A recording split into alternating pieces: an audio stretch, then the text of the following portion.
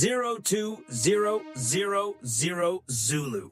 Music, Eastern Mediterranean. A critical error had just appeared across the radar screens of the entire region. The USS Laboon, a powerful American destroyer, was burning badly and drifting through the fog with almost no control left. Watching the crippled warship, an Iranian Kilo-class submarine, often called the Black Hole of the Ocean, moved in with extreme caution. Its crew believed they had found the perfect opening to move a dangerous payload through the American blockade. But Iran was not the only side watching. From their naval base in Tartus, Russian intelligence officers had already locked onto the scene using advanced ELINT sensors. They were not there to assist Iran. Their mission was different: document the embarrassment of a US warship and capture its electronic distress signatures for their own classified archives. Moscow believed it was in the perfect position, silently observing, quietly harvesting American secrets. They were wrong. Both Tehran and Moscow believed they were witnessing a disaster unfolding in real time. In truth, they were stepping straight into a digital trap built by one of the Pentagon's most secretive divisions. How could a warship that looked half-destroyed disable a stealth submarine without launching a single torpedo? And what exactly did the Russian sensors detect that made their operators abruptly shut down their own systems in alarm? The truth behind this ghost operation is about to come into focus. For weeks, US intelligence had been tracking a shadow network of Iranian vessels moving advanced guidance components into Syria. A direct interception, however, was politically impossible. Any visible strike risked setting off a major regional crisis, especially with Russian forces stationed only miles away in Tartus. Washington needed a method that left no obvious fingerprints. The USS Laboon was not simply on patrol, it was bait. A central piece in a carefully staged A2/AD reversal. By simulating a severe engineering failure, pouring black smoke into the sky, and shutting down its main radar systems, the U.S. Navy intentionally created a 10-nautical-mile blind spot in the blockade. From Tartus, Russian intelligence took the bait, but not to intervene. They activated long-range optical and infrared systems, planning to let the Americans plant tracking devices and then intercept the signal themselves, hoping to uncover the coordinates of Iran's hidden missile storage sites. Encouraged by the apparent opening in the American line, the target finally appeared. An Iranian Savas-class cargo ship emerged, weaving unpredictably in Z-pattern evasive maneuvers. But its real confidence was not on the surface. Beneath the waves, a Kilo-class submarine shadowed the vessel, the infamous Black Hole, concealed deep inside the thermocline, where sharp temperature changes distort sonar and make ordinary detection extremely difficult. As the Iranian cargo vessel pushed through the manufactured gap, the real phase of the operation began. The fog was not only concealing the damaged destroyer, it was hiding the hunters. A Navy SEAL team rode low across the freezing chop in a stealth, rigid, inflatable boat, matching the cargo ship's speed with perfect precision. They did not need to board the vessel. Their delivery system was airborne.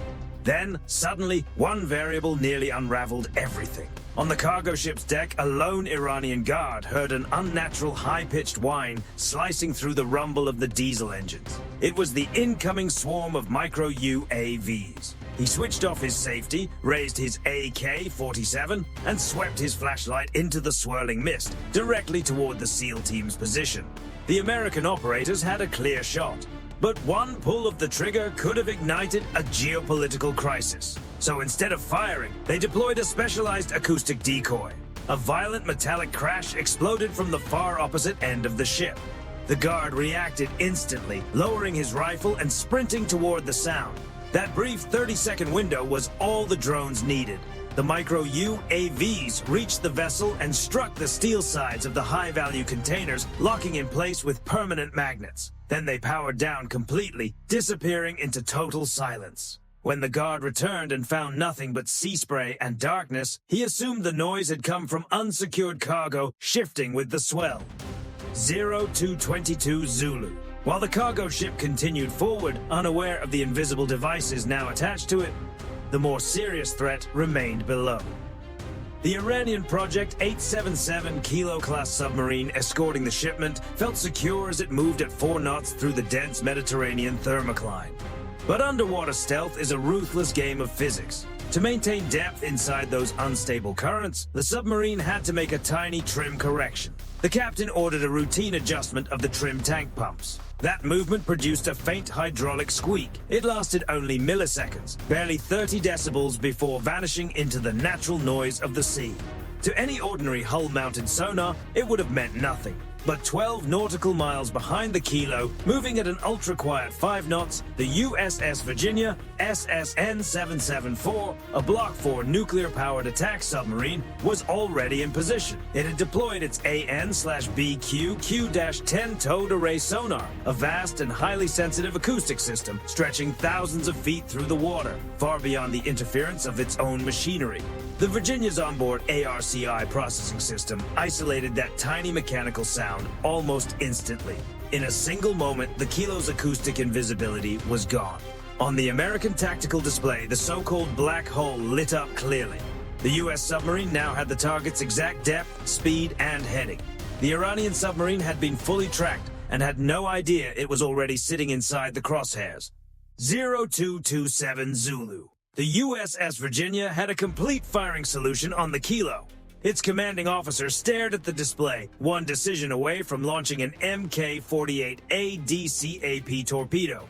But a direct strike would have triggered a multinational crisis within minutes. So instead of a live torpedo, the Virginia launched an ADC Mark II self-propelled decoy from its signal ejector.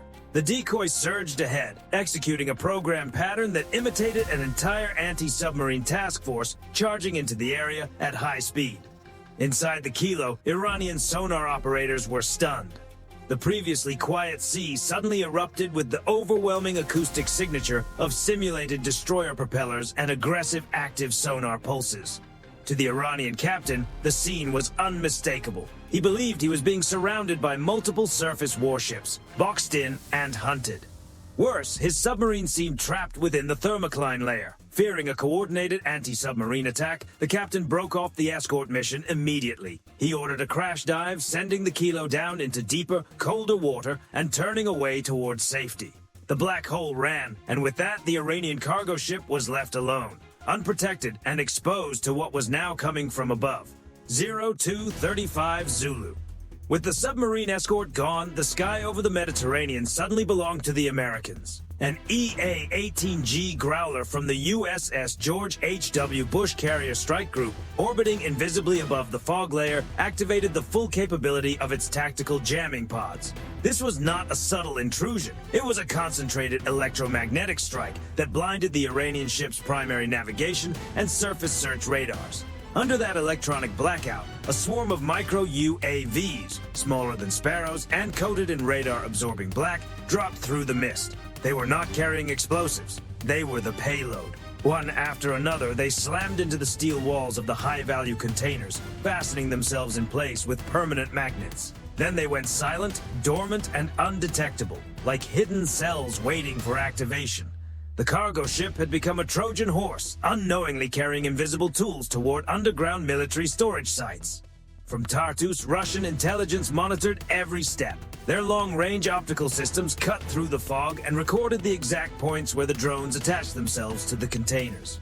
Moscow remained silent, calm, and observant. The Russians were perfectly willing to let the Americans do the hard work. Their plan was simple. Once those containers reached Iranian missile facilities, they would intercept the tracking signals and collect the final prize for themselves, all without making a move. But attaching the micro-UAVs to the cargo ship was only the first half of the operation. U.S. forces understood one key risk. Once the fog lifted and the situation stabilized, the Iranian crew might inspect the deck and discover the tiny devices attached to the containers. To prevent that, the Pentagon needed something stronger than concealment. They needed a psychological shock, powerful enough to keep the entire crew disoriented and focused only on survival. That mission fell to the crew of the EA-18G Growler, operating high above the battlefield. But this time, they didn't just interfere with radar. The electronic warfare officer in the rear seat initiated a far more advanced technique, a precision manipulation of navigational data by injecting altered astronomical references into satellite signals. The result was subtle. almost flawless. The civilian GPS system aboard the Iranian Savis-class vessel began feeding slightly altered coordinates to the ship's navigation systems. The change was so gradual that it raised no immediate suspicion. On their screens, the crew believed they were maintaining a steady course, 045 degrees, heading safely toward Tartus, Syria. In reality, their autopilot was constantly correcting for a hidden deviation. The ship was being quietly redirected southward, straight toward a highly sensitive Israeli maritime control zone. The strategy relied on a simple principle.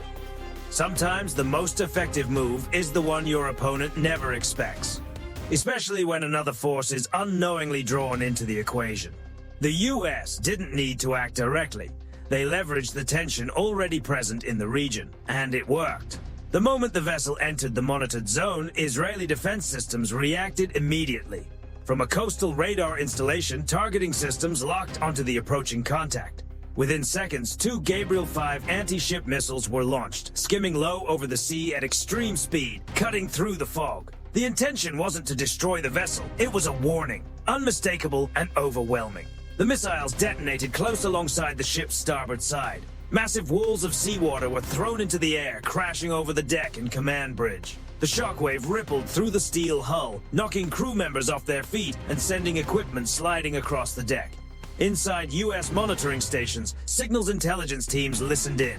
VHF Channel 16 erupted with confusion. Overlapping voices, alarms, urgent commands in Farsi. The atmosphere on board the Iranian vessel had shifted from control to chaos. No one went back to check the containers. From a distance, U.S. operators observed in silence as the situation unfolded exactly as planned. The objective had been achieved. The Iranian crew now had only one priority: get out of the area as fast as possible. 0630 Zulu. As the first light of dawn spread across the eastern Mediterranean, the dense fog finally began to fade. And just like that, the performance ended. The USS Laboon shut down its smokescreen. Its engines surged back to full power, and the SPY-1D radar system came alive, sweeping the area with powerful electromagnetic scans. It looked like a return to normal operations. But in reality, this was the final phase. The ship had not been destroyed for a reason. As long as it remained operational, it would continue its journey, carrying the attached devices deep into inland logistics routes. Once unloaded, those containers would be transported by ground convoys, moving through remote terrain and into highly secured underground facilities. And every movement would be tracked, in real time. Each turn, each stop, each change in direction, all feeding into targeting systems already integrated with long-range strike platforms. Without a single direct engagement, a detailed map of critical infrastructure was being built. From this point forward, the situation had fundamentally changed. What was once hidden was now visible.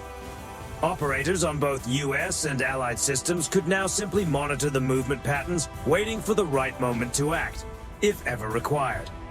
While this scenario is presented as a tactical simulation, the technologies involved are very real.